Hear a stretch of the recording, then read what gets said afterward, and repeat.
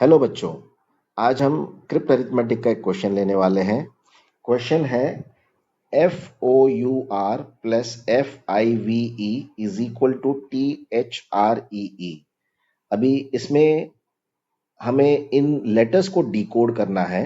Decode इस तरह करना है कि इन इन जगह पे अगर मैं जो डिजिट्स लगाऊंगा तो हमारा ये कंडीशन सेटिस्फाई होना चाहिए। ठीक है। अभी एफ और एफ जो है वो सेम डिजिट को रिप्रेजेंट करेंगे बिकॉज दोनों लेटर्स एफ है।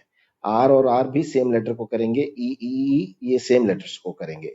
बाकी जितने भी लेटर्स हैं ये डिफरेंट डिजिट्स को रिप्रेजेंट करेंगे।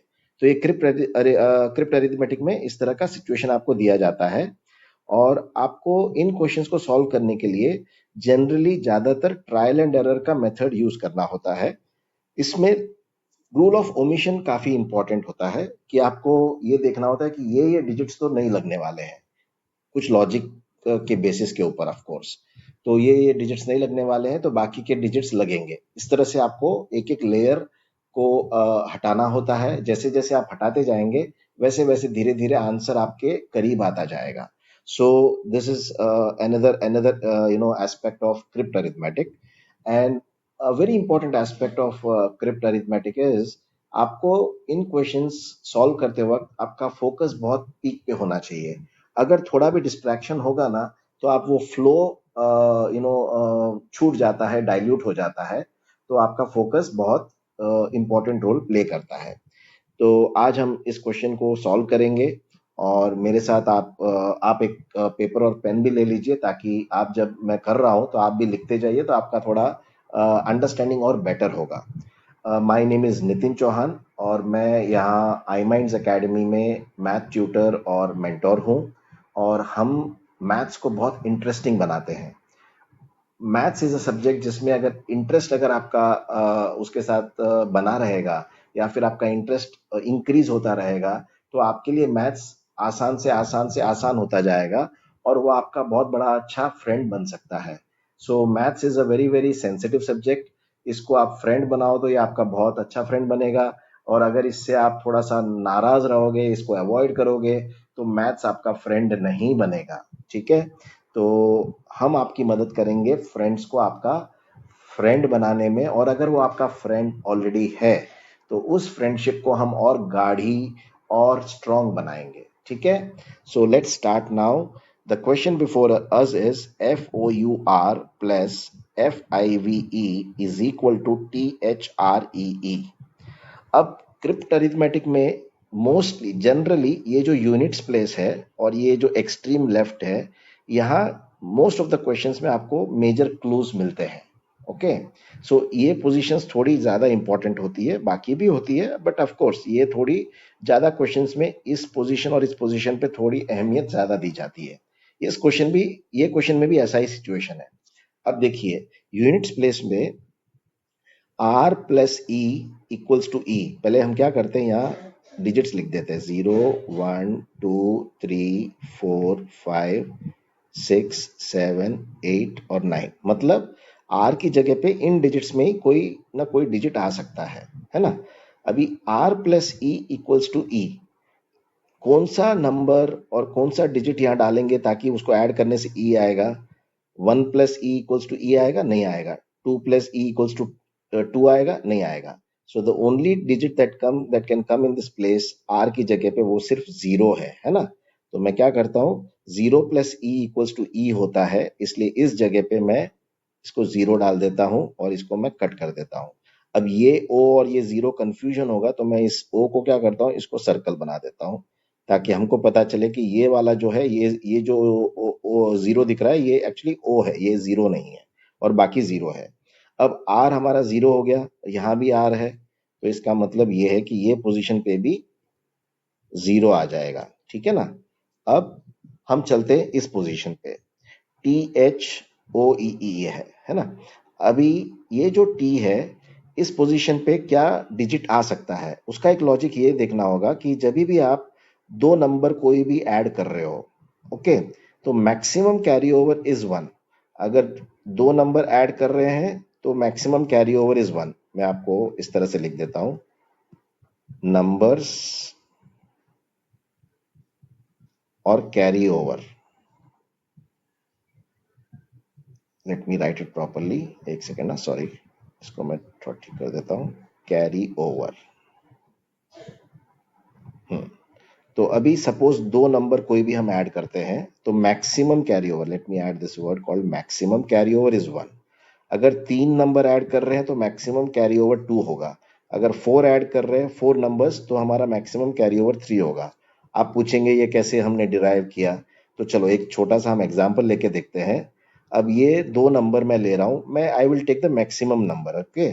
सो सपोज मैंने 999 ऐसे करके दो नंबर लिए और 999। अब इसमें हम ऐड करके देखते हैं कैरी ओवर क्या आता है।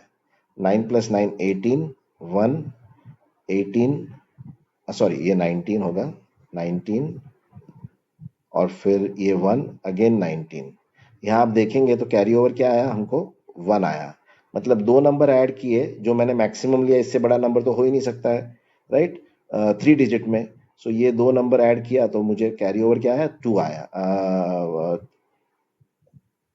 कैरी ओवर 1 आया, सॉरी कैरी ओवर क्या है, 1 है ना। अभी नेक्स्ट हम 3 नंबर लेके देखते हैं। 999, एक और 9 ऐड किया, ये 9999, maybe we can add one more 9, no problem. अभी मैं 3 नंबर ऐड करके देख रहा हूँ और देख रहा हूँ कि कैरी ओवर मैक्सिमम कौन सा आता है। यहाँ कैरी ओवर हमको 1 आया था, दो नंबर पे 1 आया था। तो यहाँ 9 3 27, 2 27 + 2 29, 2 29, 2 29, 2 29, है ना। अब देखेंगे 3 नंबर के ऊपर हमारा कैरी ओवर आ गया 2, मतलब एक लेस हो रहा है। 3 लेते तो 2 कैरी ओवर आता है, 2 नंबर लेते तो 1 कैरी ओवर आता है। इसी तरह से 4 लेंगे तो 3 कैरी ओवर आएगा। तो ये बात समझ में आ गई।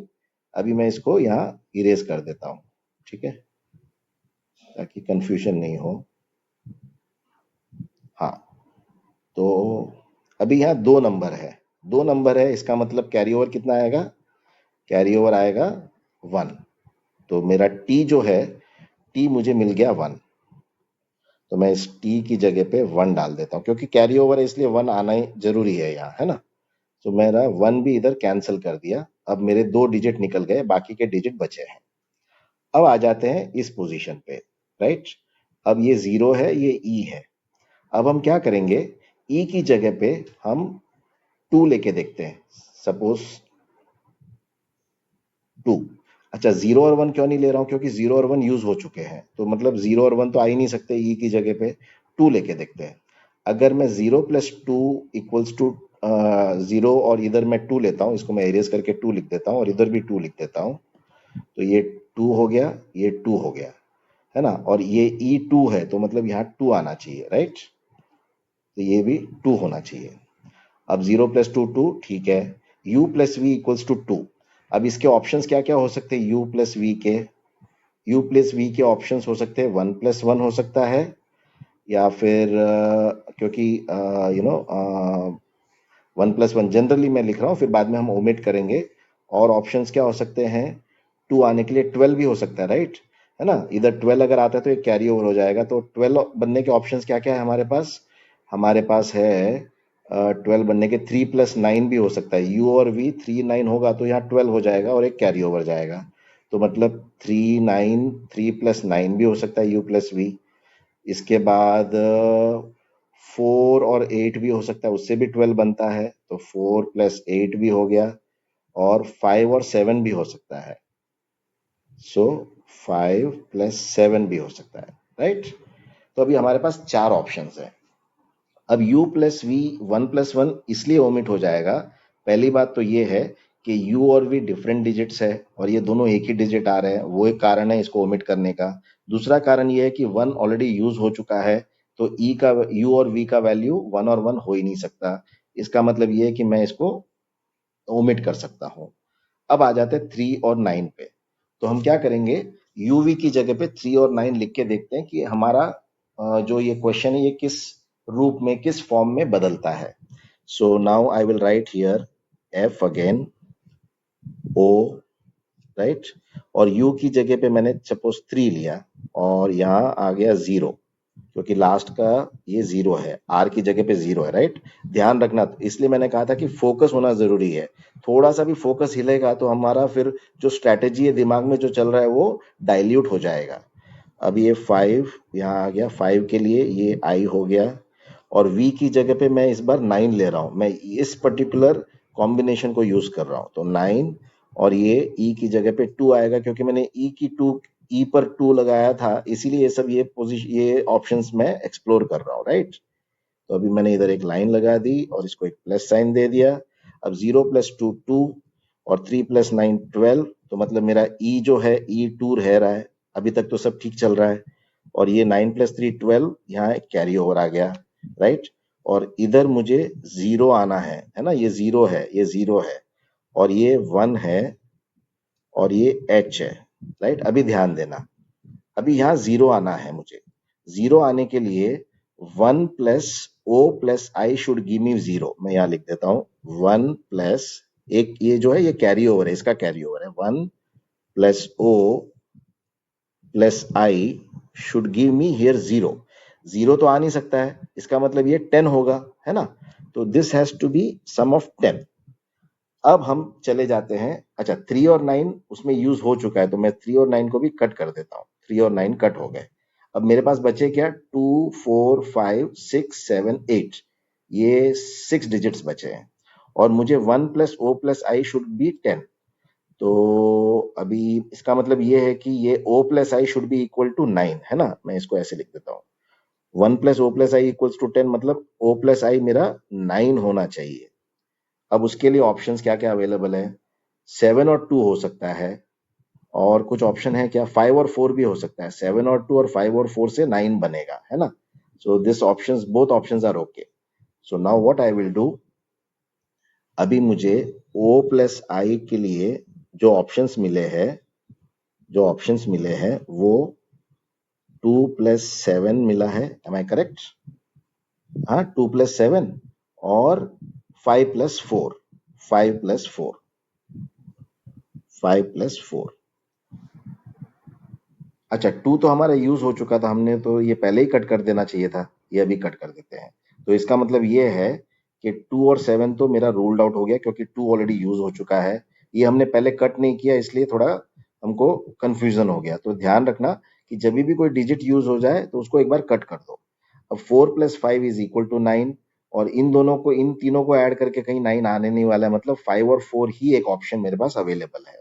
अब मैं इधर 5 और 4 डाल के देखता हूँ O और I की जगह पे, तो वापस हम इसको लिखेंगे F, O की जगह पे लेट मी टेक 4, है ना, और ये 3 आ गया, ये 0 आ गया, ये 0 है, और अगेन F, और यहाँ आ जाएगा 5, because this has to be 4 + 5 has to be 9, और फिर आ जाएगा इधर ये क्या आ जाएगा, मैंने क्या लिया था,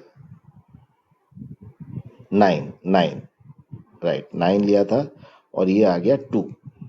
अब इसको मैं ऐड करता हूं and let's see what happens. 0 + 2 is 2, 3 + 9 is 12, इधर कैरी ओवर आ गया, तो इधर मेरे को 0 चाहिए था, 0 मिल गया, और इधर एक कैरी ओवर चला गया, और इधर 1 होना चाहिए, और इधर H होना चाहिए, राइट। अभी तक सब ठीक चल रहा है। अभी मैं क्या करता हूँ, इधर 0 1 2 3 यहाँ लिख देते, ताकि हमको ऊपर जाने की जरूरत नहीं। 4 5 6 7 8 और 9। अब इसमें क्या क्या यूज हो गए, 0 चला गया, 1 चला गया, 2 चला गया, 3 चला गया, 9 चला गया, 4 गया, 5 गया। अब मेरे पास 6 7 8 बचे हैं, 3 ही डिजिट बचे हैं।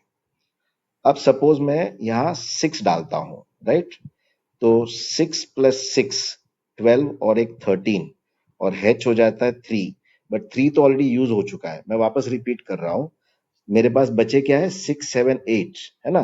तो F की जगह पे या तो 6 7 या 8 ही आ सकते हैं, राइट।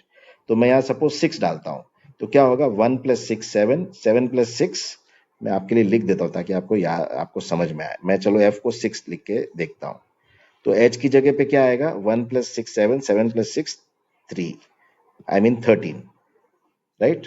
अभी 3 तो ऑलरेडी यूज हो चुका है, 3 तो ऑलरेडी मेरा कट चुका है, तो मतलब ये 6 नहीं हो सकता है।